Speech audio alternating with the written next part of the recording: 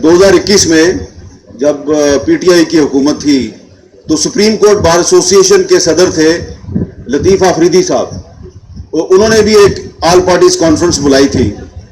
तो उसमें उन्होंने वकला और सिविल सोसाइटी और पॉलिटिकल पार्टीज के साथ साथ मीडिया के नुमाइंदों को भी बुलाया। तो उन दिनों में मुझ पर पाबंदी थी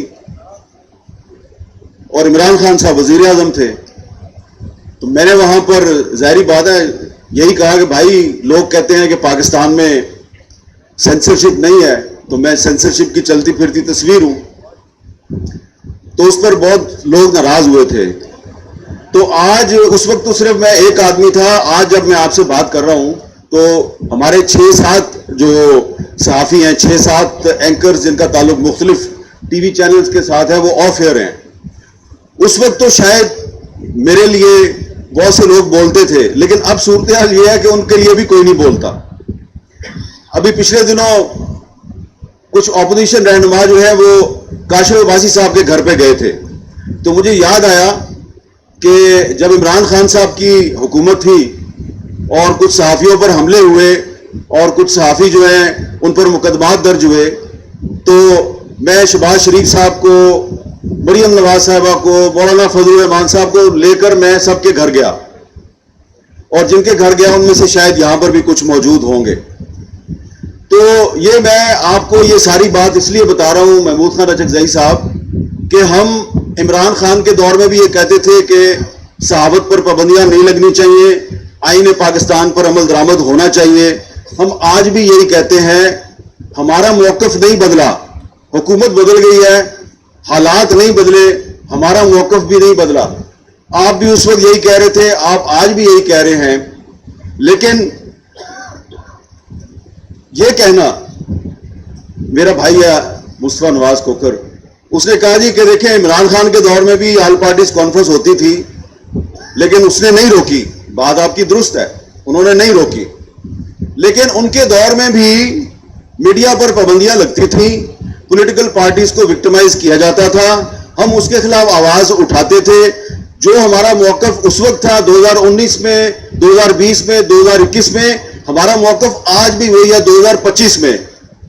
अच्छी बात है कि अब आपका मौक़िफ़ भी बदल गया, आप भी हमारे साथ एग्री करते हैं और इसलिए हम यहां पर मौजूद हैं आपको बताने के लिए कि आपका मौक़िफ़ बदला है। हम इसको खुशाइन समझते हैं कि पहले आपके दौर में सहाफ़ियों पर पाबंदियां लगती थी, आप खामोश रहते थे, पॉलिटिकल पार्टीज जो है उनको विक्टिमाइज किया जाता था, इंसानी हुकूक की खिलाफवर्जियां होती थी, आप खामोश रहते थे। अब आप बोल रहे हैं तो बड़ी अच्छी बात है। और जो जावेद हाशमी साहब ने बात की कायदे आज़म की, ये बात सबसे अहम है। देखिए कायदे आज़म मोहम्मद अली जिन्ना जो हैं वो सिर्फ एक वकील नहीं थे, बहुत से लोग नहीं जानते, बाकायदा इस पर एक नहीं 2 किताबें मौजूद है। कायदे आज़म मोहम्मद अली जिन्ना एज अ जज, वो जज भी रहे, उन्होंने बतौर जज भी काम किया और जो बतौर जज उनके फैसले हैं वो अवेलेबल हैं, किताबी सूरत में मौजूद हैं। तो वो वकील भी थे, जज भी थे, सियासतदान भी थे और बतौर पार्लियामेंटेरियन उनकी जो तकरीरें हैं लेजिस्लेटिव असेंबली ऑफ इंडिया में, उन तकरीरों पर मुश्तमिल एक किताब भी मौजूद है, जिन्ना एज अ पार्लियामेंटेरियन।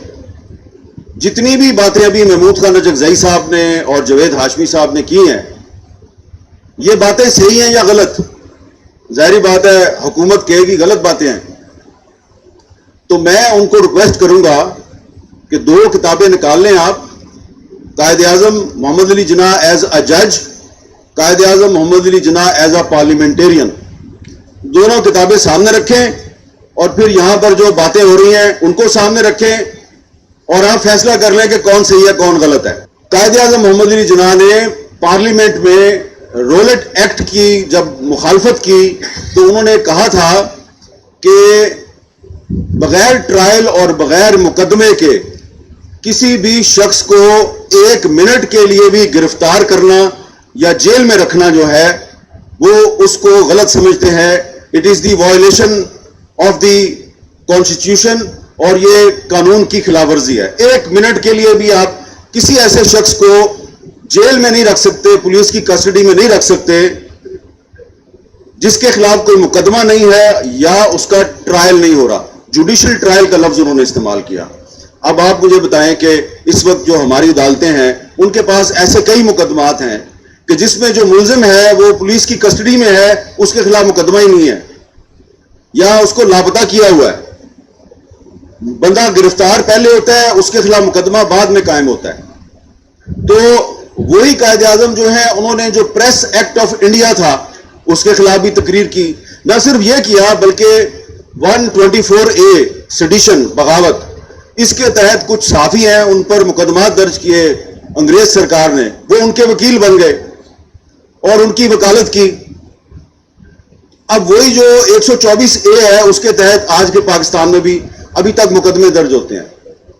तो ये मैंने बात इसलिए कर रहा हूं कि हाशमी साहब ने कायदे आजम की बात की, तो जो कुछ भी हम आज यहां पे गुजारिशात कर रहे हैं या जो बात मैं करने के लिए आया हूं वो वही बातें हैं जो हमने कायदे आजम मोहम्मद अली जिन्नाह की तकरीरों में पढ़ी हैं, उनके बयानात में सुनी हैं और उनकी स्ट्रगल से हमने सीखा है।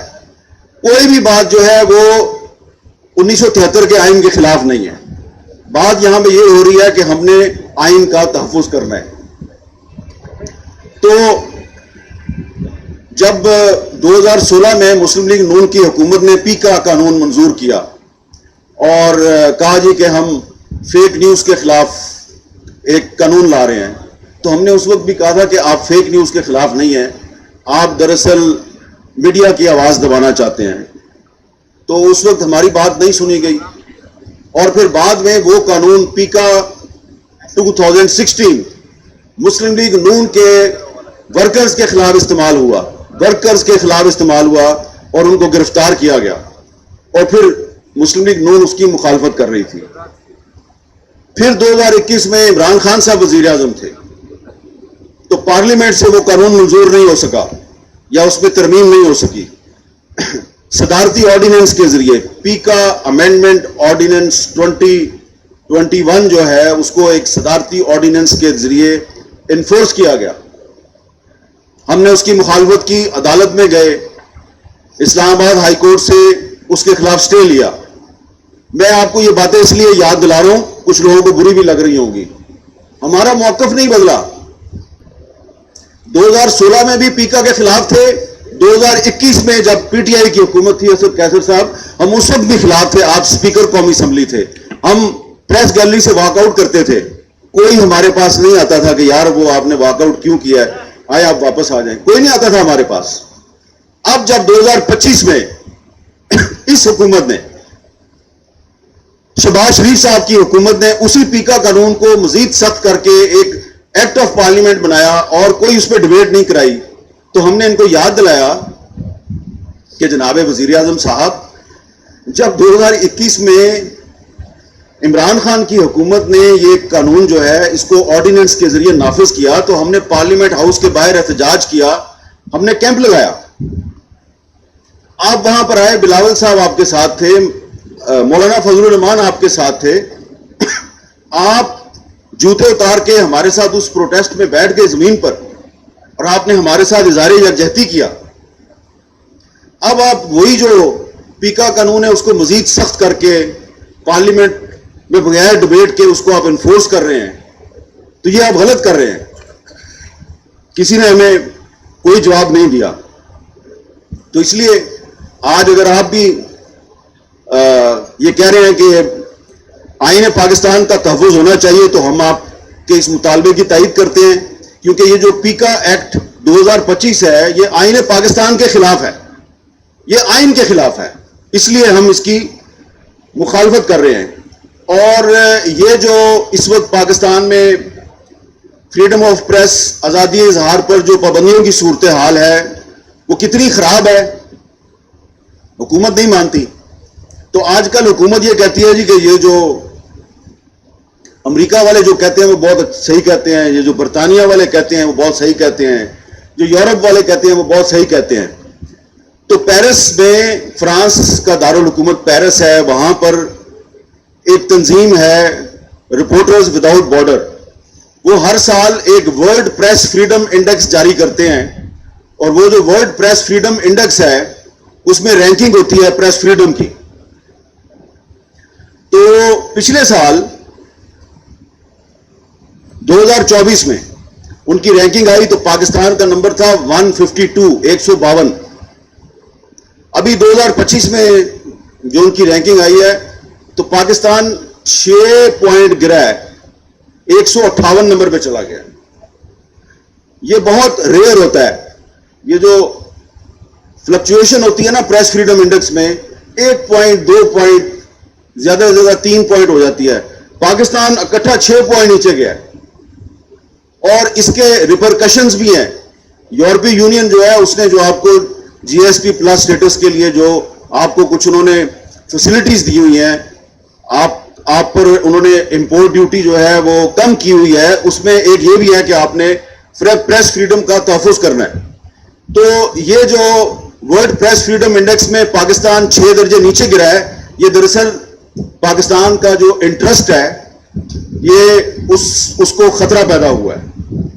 اور صورتحال یہ ہے, یہاں پہ بلوچستان کے اور خیبر پختونخوا کے اور سندھ کے دوست بھی موجود ہیں, وہ اچھی طرح جانتے ہیں کہ وہاں پر جو صورتحال ہے وہ آپ ٹی وی کی اسکرین پہ نہیں دیکھ سکتے, آپ کو نظر ہی نہیں آئے گا. اگر میں رپورٹ کروں گا, یہاں پہ جو بہت سے رپورٹرز آپ کو نظر آ رہے ہیں وہ رپورٹ بھی کریں گے تو وہ نشر نہیں ہوگی. تو یہ پریس فریڈم کا حال ہے. تو میں صرف یہ یاد دلاؤں گا کہ یہ صرف 2021 یا 22 میں جو وعدے کیے تھے مسلم لیگ نون نے اور پیپلز پارٹی نے ہمارے ساتھ, صرف وہ وعدے پورے نہیں کرنے بلکہ اس سے بھی بہت پہلے وعدے ہوئے تھے. 2010 میں گوادر میں وفاقی حکومت اور چاروں صوبائی حکومتوں نے ایک اجتماع منعقد کیا تھا جس میں NFC ایوارڈ جو ابھی تک چل رہا ہے اس پر اتفاق رائے ہوا. تو ہم بھی گوادر گئے.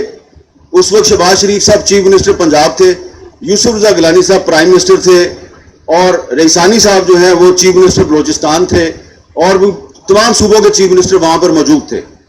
سب نے بیک وقت, کیمرہ آن تھا, مائک میرے ہاتھ میں تھا, وزیر اعظم اور چاروں چیف منسٹرز نے یہ وعدہ کیا تھا ہمارے ساتھ کہ جب یہ اقتدار میں آئیں گے, بلکہ اس وقت اقتدار میں تھے, تو انہوں نے کہا ہم اگلے کچھ عرصے میں جو لاپتہ افراد کا مسئلہ ہے اس کو حل کریں گے. تو وہ 2010 تھا, اب 2025 ہے, وہ مسئلہ بھی حل نہیں ہوا. تو اس لیے میری آپ سے گزارش ہے کہ پاکستان میں آزادی صحافت کی جو صورتحال ہے اور جو آئین کی خلاف ورزی ہو رہی ہے, بہت سے معاملات میں ہو رہی ہے, لیکن یہ جو انلیگل ڈیٹینشنز ہیں, انفورسڈ ڈس اپیرنسز ہیں, یہ تو ڈائریکٹلی آرٹیکل 10A کی خلاف ورزی ہے. اور اس میں ہمارے جو بہت سے صحافی ہیں, دوست ہیں, کولیگز ہیں, وہ اٹھائے جاتے ہیں. جب اٹھائے جاتے ہیں تو اس سے پہلے وہ بہت کچھ بول رہے ہوتے ہیں, جب وہ واپس آتے ہیں تو پھر ان کی زبان کو تالا لگ جاتا ہے. تو یہ ایک آزادی صحافت کے لیے بھی بہت بڑا خطرہ ہے. اور اس کے علاوہ جو غیرت کے نام پر قتل ہے, یہ بھی ایک بہت بڑی خلاف ورزی ہے آئین کی. ان معاملات پر آپ کو یہاں پر قراردادیں منظور کرنی چاہیے.